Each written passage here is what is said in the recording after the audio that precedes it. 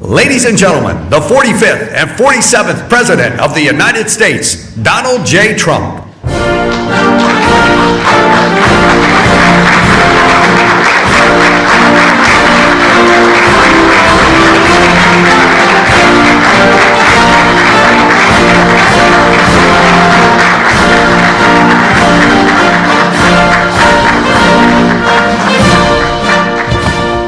Well, thank you very much. It's been a pretty wild time, but it's going very well. Sit down, please. And tremendous progress has been made, as you're probably seeing just by watching. We're doing something. I built the military and rebuilt it and made it really strong in my first administration, along with a lot of other things we did. We had a great first term. And now we're using it. Unfortunately, we have to, but you're seeing how great it is. There's no military like it on earth, not even close. And we're doing very well in Iran. You see the result, and it's been amazing. We've knocked out 42 Navy ships, some of them very large, in 3 days. That was the end of the Navy. We knocked out their Air Force. We knocked out their communications, and all telecommunications is gone. I don't know how they communicate, but I guess they will figure something out. It's not working out too well. And they're bad people. They're just bad people. When you look at October 7th and beyond October 7th, look at all the killing that they've done over the years, for 47 years. And this had to be done. They were very close to a nuclear weapon. They would have had one if we didn't do our B-2 hit, Midnight Hammer. They would have had it 8 months ago. They would have had a nuclear weapon, and, you know, they're crazy, and they would have used it. So we did the world a favor. And they said, well, how are you doing on a scale of 0 to 10? How are you doing with the attack? And I said, about a 15, I would say, with 10 being the best. But it's something that had to be done, and we're doing it well. And I want to thank everybody involved. I'll be going right after this. I'll be leaving for Dover, very sad situation, to greet the families of the heroes coming home from Iran, coming home in a different manner than they thought they'd be coming home. But they're great heroes in our country, and we're going to keep it that way.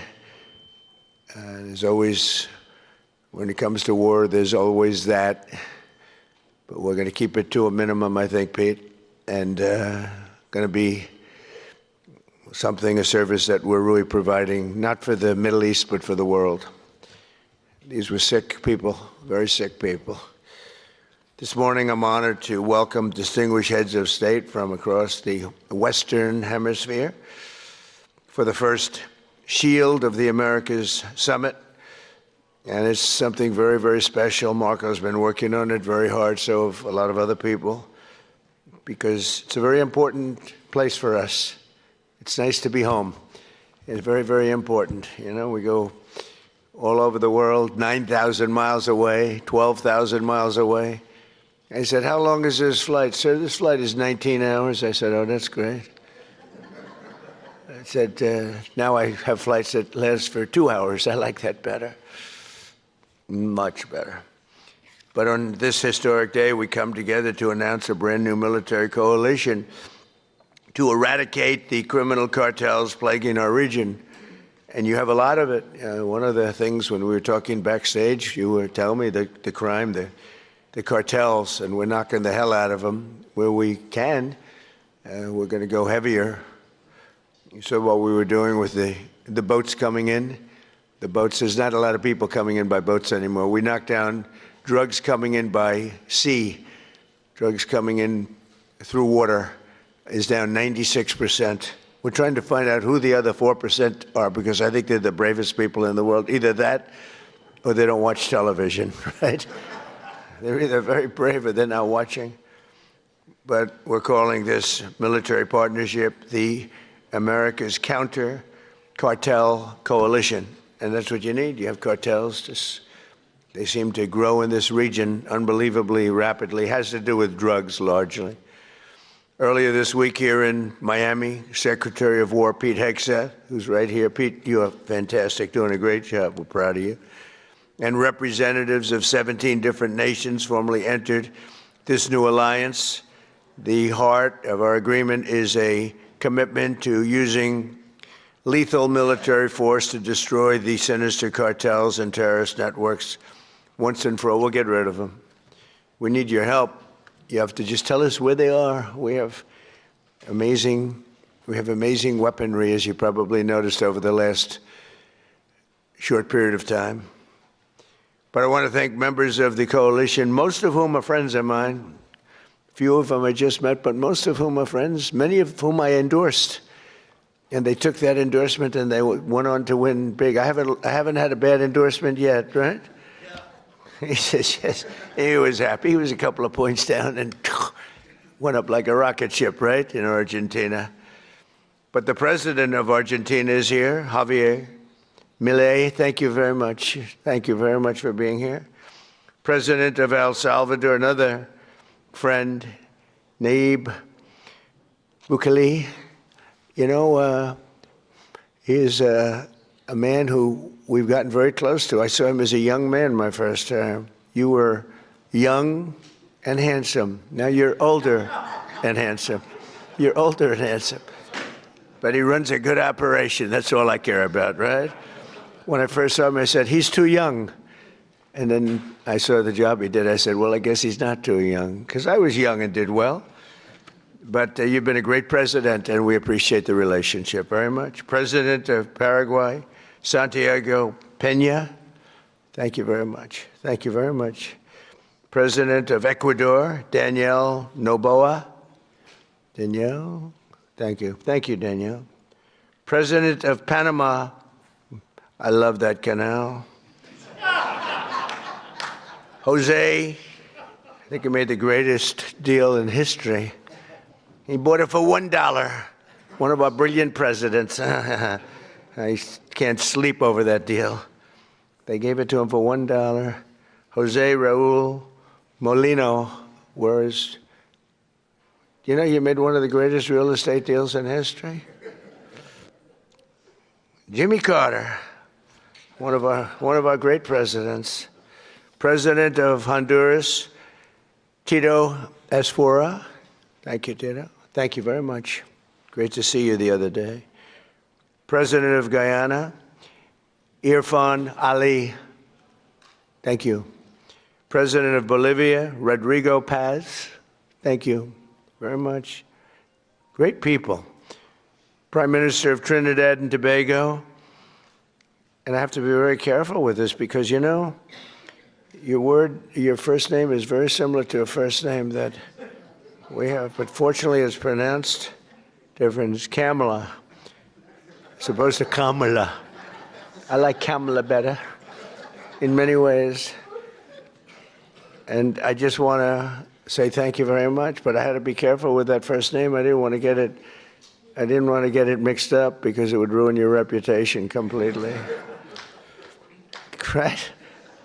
I said, is this the same pronunciation? No, sir, it's a little different. It's Cam, right? Cam, as opposed to Cam. Well, we don't like Cam. President of Costa Rica, Rodrigo Chavez, as well as the President-elect of Costa Rica, Laura Fernandez Delgado. So thank you very much. Thank you very much. And the President of the Dominican Republic, Luis Abinader. And so many of my friends are in the Dominican, including the Sugar King, right? He is indeed the Sugar King. He got a lot of sugar. I don't know if that's good or bad, but he's got a lot of it, right? But we're grateful to be joined as well by the President-elect of Chile, Jose Cast. Congratulations. It's an endorsement. Give you a little endorsement. I love when I give endorsements and people win. But you know what? They don't lose. You know, I don't know. I guess it would be illegal. Could you imagine if I could say they spend millions and millions and millions of dollars on a campaign? They're losing, and they beg me for an endorsement. I give them an endorsement. They win by 30 points, and I get nothing. If I could sell that, is there a way? Do we have any of our legal people here? Marco's close enough. Is there a way I could get paid for that, Marco? I'd make a lot. They spend millions of dollars. And I give it for nothing. I could, even if I put it into the Treasury of the United States, it would be pretty good, right, Marco? But Marco's saying, this is not a good idea. No, but it's an honor to do it. It's an honor to have that power where I can endorse somebody, and even in foreign countries. Here it was, we had one in this week, 124-0 with endorsements, and so that's good. But now I'm doing foreign countries all of a sudden. To say, sir, would you endorse me? And it's an honor. If I like you, I only do it if I think you're good. You know, if I think you're not good, I've turned down many more than I've accepted, believe me. I want to thank Secretary of State Marco Rubio for his leadership in organizing this really important summit. He's fantastic. He's a fantastic Secretary of State. And thus far, look, we've had the most incredible year of any president, I think, by, you know, I ended 8 wars. We're not going to go into it too much today, but what we've done is incredible. And we're going to be doing some incredible things together, because I look at our region, if I can call it that, as being very important. It's been abandoned by the United States for so many years. You know, they went so far away. They went to these faraway places where they weren't even wanted. And a lot of stupid people, really stupid people. But Marco's going to go down, I think, as the best Secretary of State in history. That's my opinion. Now, I'm a little prejudiced because I like him too. But I think he's on his way. So you've done 25%. You got 75%. He's got 3 years left. So he's got 25% under your belt. So far, you're leading. You're very leading by just about a smidge over a couple of pretty great ones. We've had a couple of pretty great ones, right? But I think he's going to do that. And I think Pete's right there, too. If Pete keeps going, he's going to be something, too, at what he does. All of the nations in this room share the same priorities: security, prosperity, free commerce, and the rule of law. And you want the rule of law. Sometimes your communities don't let you have it because you got some rough communities, right? That's why together we're also forming the Shield of Americas, a new organization to advance these shared priorities in our hemisphere. And we're pleased to be joined as well by Secretaries Pete Hegseth, Scott Bessent. Scott, thank you very much, Scott. Oh, it has to be a big deal if you're here. Wow. He controls the purse strings of the country. You know, he goes on television and he just soothes everybody. He did it yesterday. The prices were going. He got on. He's a soothing person. He's actually a killer, but I don't want to say that. No, he's a soothing person. He goes on television. Right, Pete? I think nobody better. So we could use him for war every once in a while, you know, soothe. Although we don't really want that kind of a personality for war. We want your personality for war. You're just perfect. Howard Lutnick. Thank you, Howard. Chris Wright. Kristi Noem. Along with U.S. Trade Representative Jamieson Greer, who you all know and you deal with. You deal very successfully. I ask Jamieson all the time, can you get more? Can you get more? He's the king of tariffs, right? But he's very gentle. We want to be very gentle with our friends, right, Jamieson? Deputy Secretary of State Chris Lando. Chris, where is Chris? I haven't seen Chris. He's fantastic. He was an incredible student. He went to the best schools, and he was #1 in his class at all times. And Marco saw that and saw the talent he's got, and she said, that's the guy I want as a deputy, and I heard you're doing a great job. Thank you very much. Deputy Chief of Staff Stephen Miller. Stephen is, I don't have to tell you anything about Stephen. Everyone knows. There's nothing, Stephen, there's nothing I can say. He's fantastic, that's all I can say. And Senator Bernie Moreno, who's a credible friend of mine, and he ran a great race. He was not given much of a chance. He was running against a person who was there for a long time and was sort of considered a shoo-in, right, Bernie? And we knocked him out. We knocked him out. He's trying to make a comeback, but we took him out.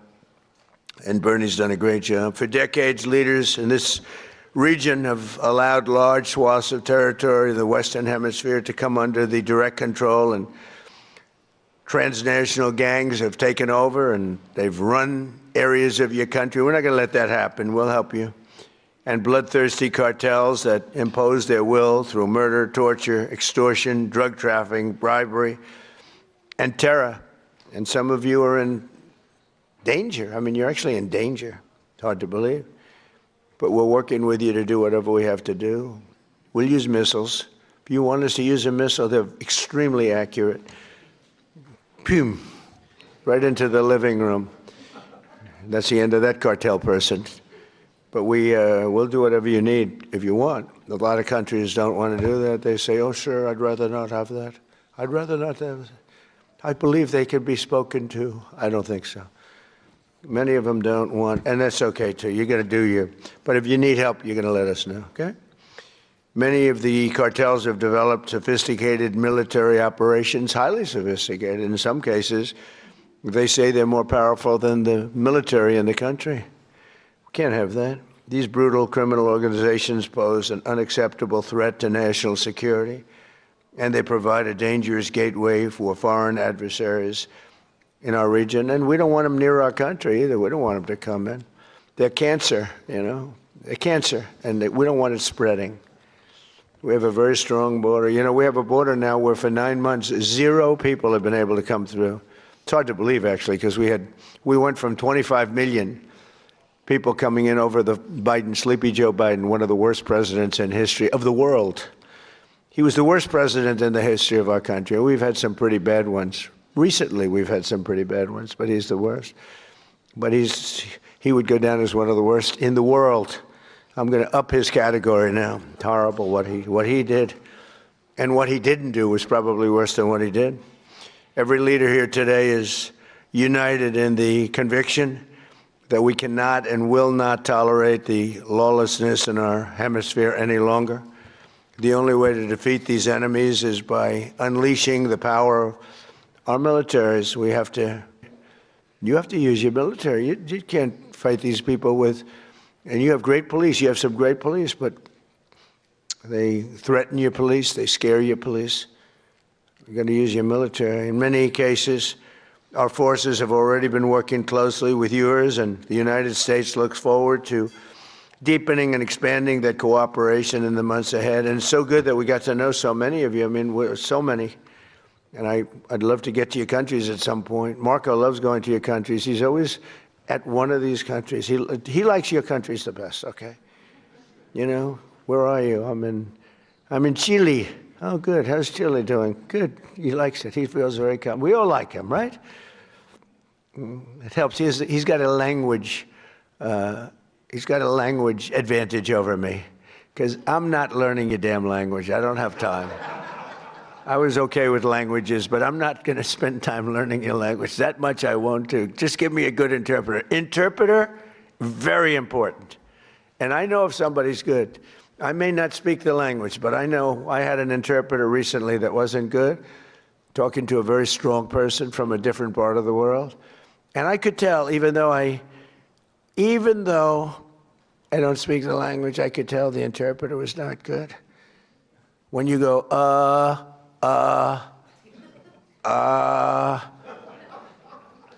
when I give a long, flowing, beautiful sentence, and in this case it was a woman, and she gave it in about 1/4 the time, I said, well, their language may be efficient, but it's not that efficient. And I could also tell when I have great interpreters. Interpreters are very important. You know, you have a bad interpreter. You think you're doing well? Boy, did I do a good job talking to this one or that. Was I great when I spoke to Putin today? Was I great when I spoke to President Xi? Was I great? But if the interpreter isn't speaking right, or is weak, or is ineffective, or is just not good, or not interpreting your words correctly, in one case, we had an interpreter who, when she disagreed with what we were saying, she actually changed it. We considered her a foreign minister, right? But no, the interpreter is, I talk about it all the time. Interpreters are really important. When you don't speak the language, they don't speak the language, people have no idea. People have no idea how valuable, and I'm on them all the time, people have no idea how valuable a good interpreter is. But over the last year, the world has witnessed the supreme power of the United States. We're the most powerful military country in the world. Again, I rebuilt it I spent so much time rebuilding it, over $1 trillion, and now we just had another budget. We may be going to $1.5 trillion. We're building a thing called a battleship, like in the old days, remember?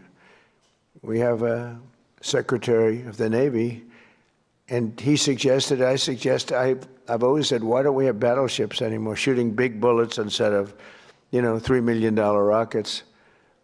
And they said, well, sir, we just don't have them. Nobody could give me the answer, but we're actually building 10 of them. And I said, you remember the old ones you'd see Victory at Sea, remember Victory at Sea? And you'd see these ships going through those waves like the waves were nothing, although the waves are pretty powerful. They knock out a lot of territory, but you'd see these incredible, they're pieces of art. Beautiful, most beautiful, the big battleships of the 1940s, right? Power. I said, well, would we ever want to bring them back? Because we have some of them. They're museums and other things. And they said, sir, the new ship is 100 times more powerful than what we were looking at with those guns and amazing, right? 100 times. I said, you sure it's not maybe 90 times? 100 times more powerful. And we're building 10 of them. Not to use them. We don't want to use them, but by having them, nobody's going to play games. So, just good to have them. We don't want to use them. They'll say, oh, he's very militaristic. I'm the one that ended 8 wars. I'm the one that, and we have another one coming, I think. The easiest was that, and that was just, and as you would understand this, the hatred between Putin and his counterpart is so great, okay? It's so great that,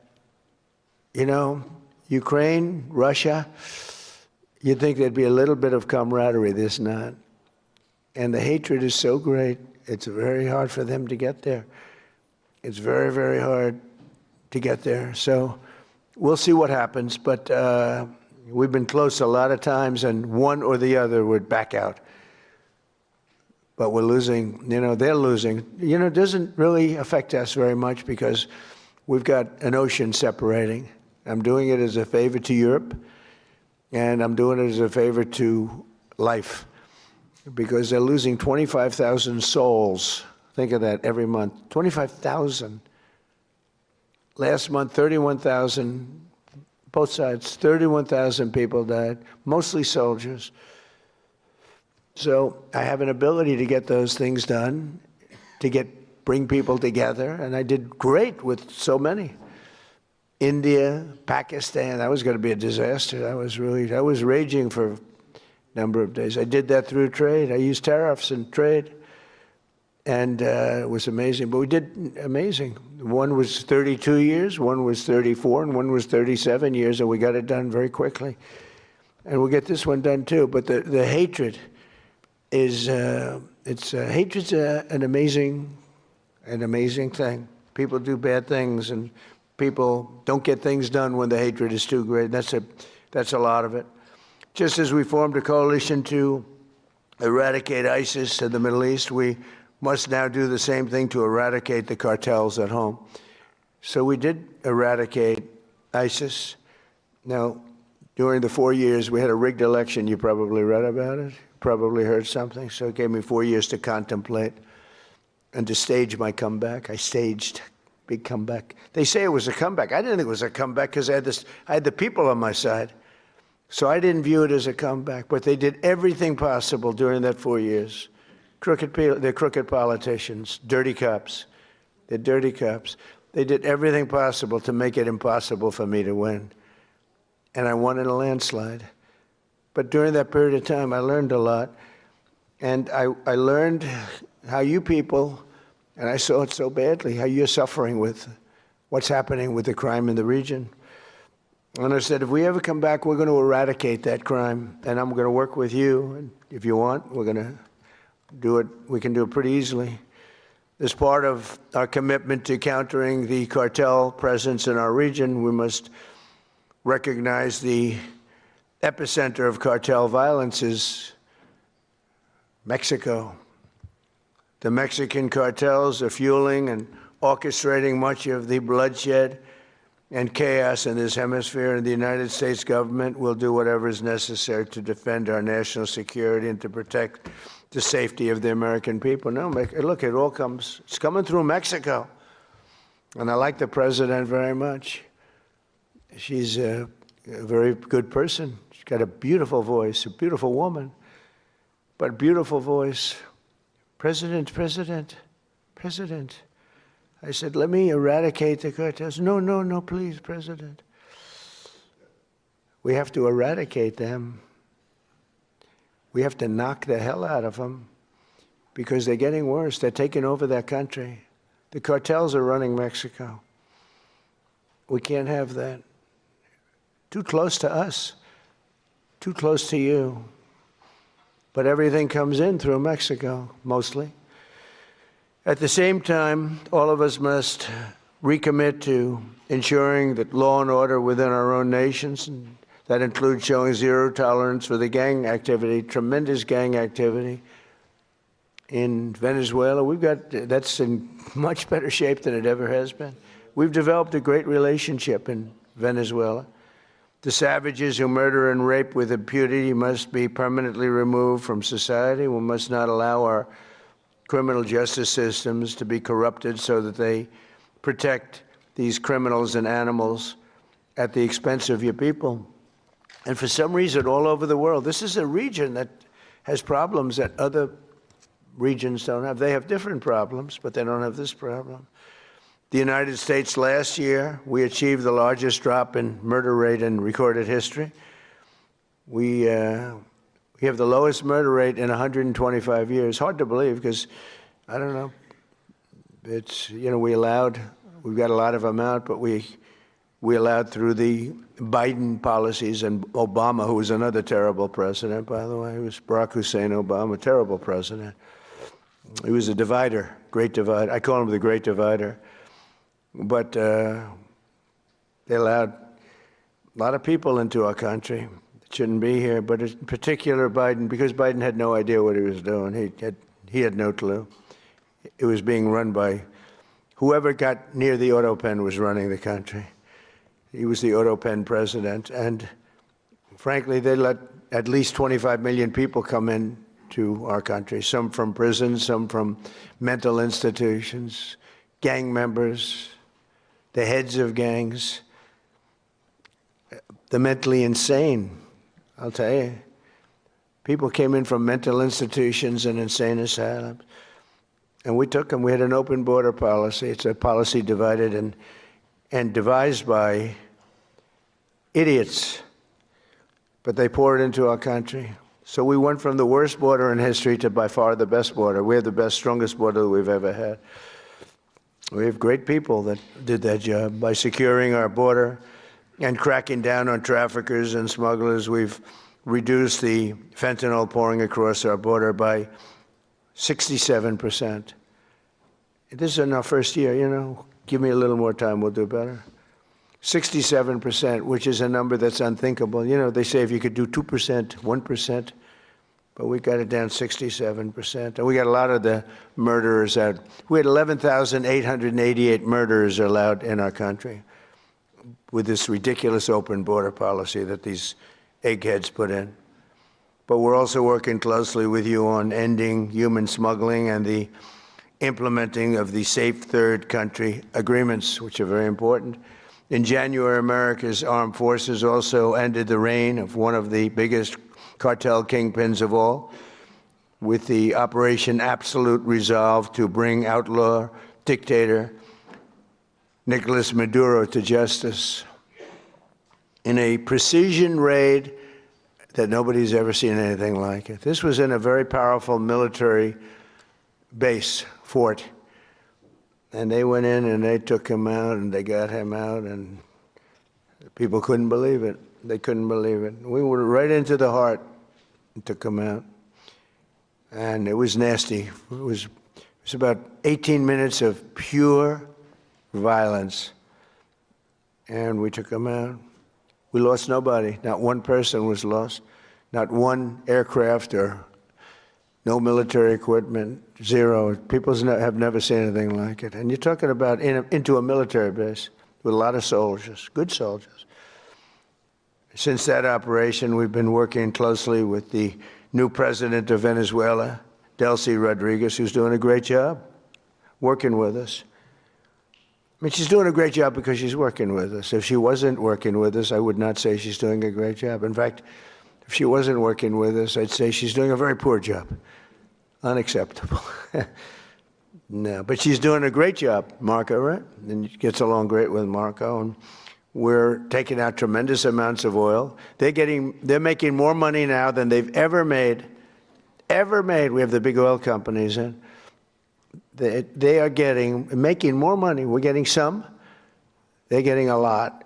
They're making more money now than they've ever made in the history of their country. Can you imagine? And it's being spent properly, and they're watching it closely. And I'm pleased to say that this week we have formally recognized the Venezuelan government. We've actually legally recognized them. We have also just reached a historic gold deal. It's called the gold deal with Venezuela to allow our two countries to work together to facilitate the sale of Venezuelan gold and other minerals. They have great amounts of gold. They have good land, I tell you. Very good land. But they weren't able to take advantage. The system didn't allow them to take advantage of the value of their land. As we achieve a historic transformation in Venezuela, we're also looking forward to the great change that will soon be coming to Cuba. Cuba's at the end of the line. They're very much at the end of the line. They have no money. They have no oil. They have a bad philosophy. They have a bad regime that's been bad for a long time. And they used to get the money from Venezuela. They get the oil from Venezuela. But they don't have any money from Venezuela. They don't have any oil. They don't have anything from... People can't even They land in Cuba, they can't get gasoline to fly out. They have to leave their planes behind. And they want to negotiate, and they are negotiating with Marco and myself and some others. And I would think a deal would be made very easily with Cuba.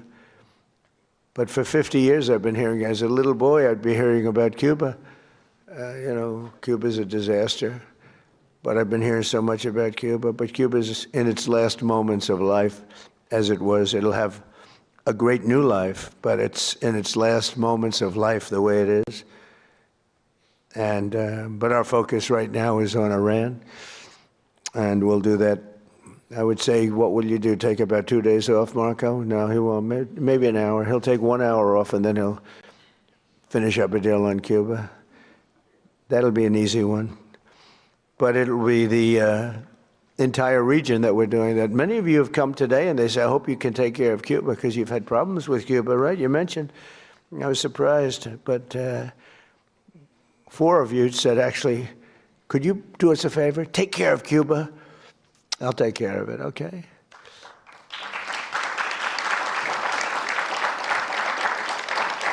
So, and as these situations in Venezuela and Cuba should make clear under our new doctrine, and it is a doctrine, we will not allow hostile foreign influence to gain a foothold in this hemisphere. That includes the Panama Canal, which we talked about. We're not going to allow it. And together we'll protect our sovereignty, our security, and our cherished freedom and independence. And just in finishing up, the nations gathered here today are filled with unlimited potential. You have tremendous potential. It's a great part of the world. But to fulfill that tremendous potential, we must smash the grip of the cartels and criminal gangs and horrible organizations run by, in some cases, absolute animals, and truly liberate our people. And some people are afraid to do it because they've gotten such a foothold. But I think you can get out of that, and we'll work with you if you need. With the courage and resolve of the leaders in this room, great leaders will make our nation safer, stronger, richer, and more successful than ever before. So I want to thank you all very much for coming. I look forward to the incredible progress that's soon to come. You're going to see some incredible things. And now I'd like to ask Secretary Rubio and Secretary Hegseth to say a few words, and then I'll sign a proclamation formally launching the America's Counter Cartel Coalition, which is what it is. It's a counter cartel coalition. And thank you all for being here very much. Appreciate it. Thank you.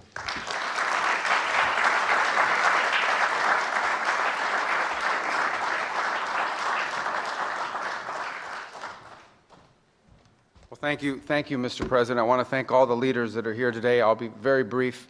First of all, Mr. President, thank you for making this region a priority. We've had successive American presidents say that the Western Hemisphere is going to be a priority, and they never do it. And the President has made it a personal priority.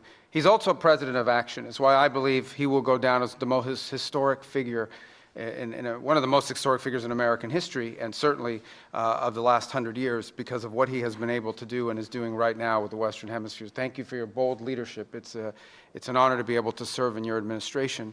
And Mr. President, 2 points I want to make. The first is, we have a lot of allies around the world, and we are grateful for our allies. And the countries represented here today, all 12 of the leaders here, are allies. But they're more than allies. They're friends.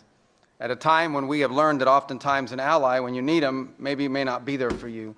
These are countries that have been there for us, and these are leaders that are not just allies, they are friends. And they are always willing to work and cooperate with the United States, and we're grateful to them.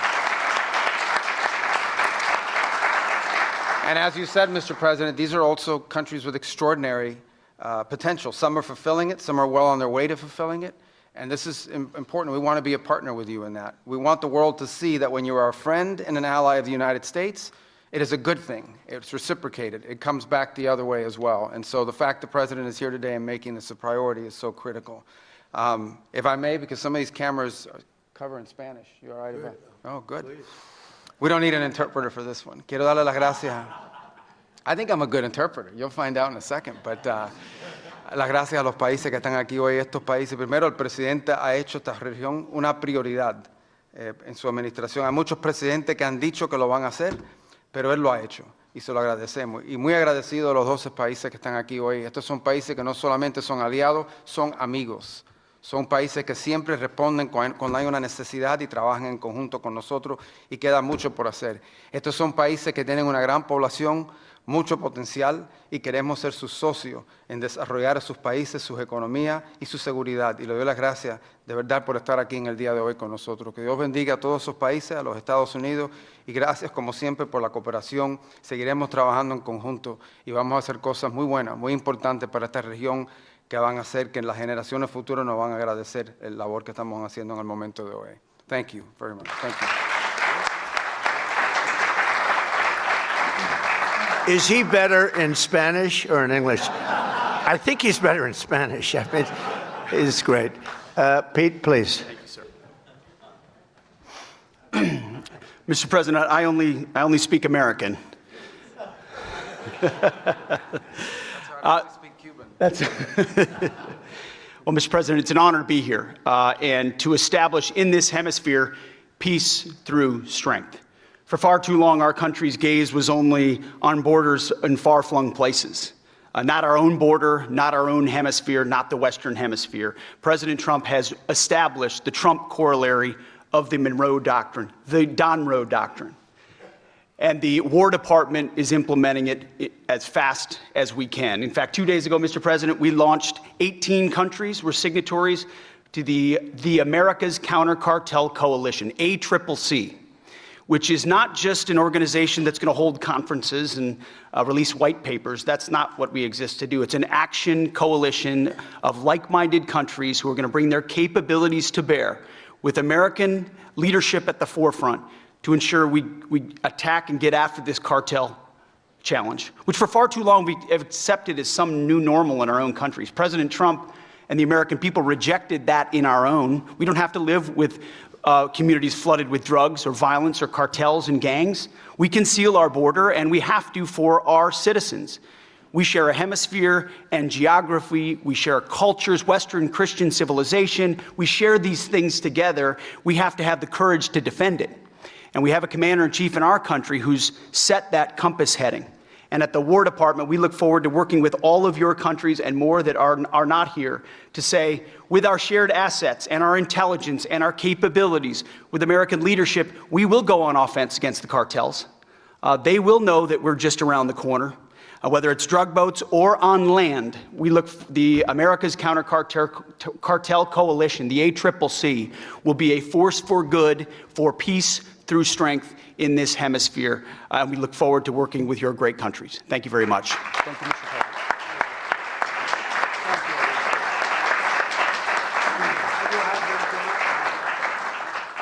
Would you like to come up and surround us here? Thank you.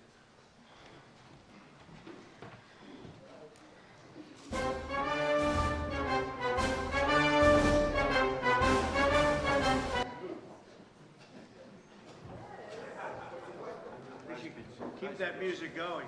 Keep it going. Thank you.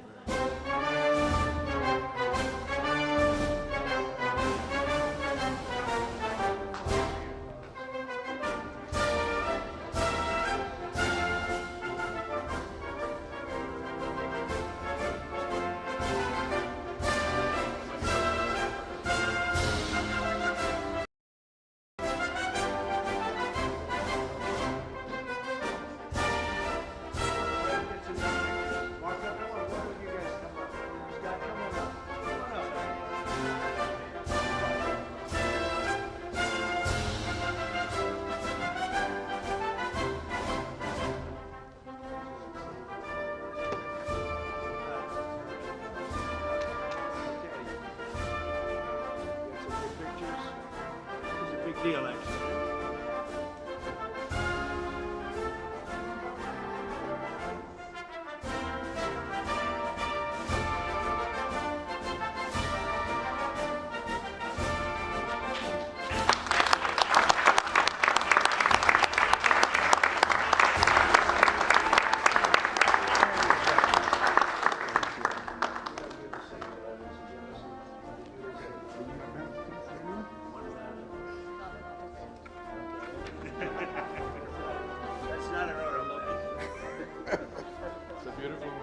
Thank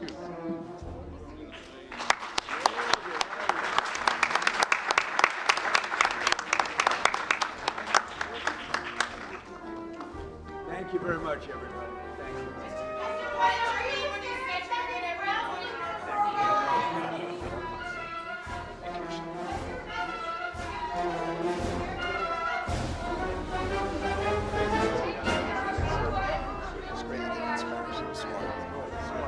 All there. All there. You gotta plan all the countries.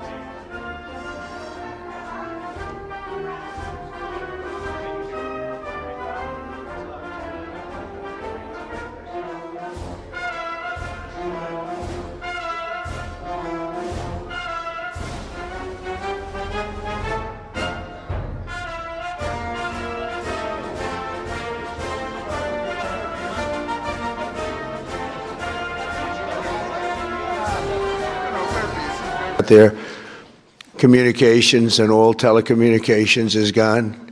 I don't know how they communicate, but I guess they will figure something out. It's not working out too well. And they're bad people. They're just bad people. When you look at October 7th and beyond October 7th, look at all the killing that they've done over the years, for 47 years. And this had to be done. They were very close to a nuclear weapon. They would have had one if we didn't do our B-2 hit, Midnight Hammer. They would have had it 8 months ago. They would have had a nuclear weapon, and, you know, they're crazy, and they would have used it. So we did the world a favor. And they said, well, how are you doing on a scale of 0 to 10? How are you doing with the attack? And I said, about a 15, I would say, with 10 being the best. But it's something that had to be done, and we're doing it well. And I want to thank everybody involved. I'll be going right after this. I'll be leaving for Dover, very sad situation, to greet the families of the heroes coming home from Iran, coming home in a different manner than they thought they'd be coming home. But they're great heroes in our country, and we're going to keep it that way. There's always, when it comes to war, there's always that. But we're going to keep it to a minimum, I think, Pete, and going to be something, a service that we're really providing, not for the Middle East, but for the world. These were sick people, very sick people. This morning, I'm honored to welcome distinguished heads of state from across the Western Hemisphere for the first Shield of the Americas Summit.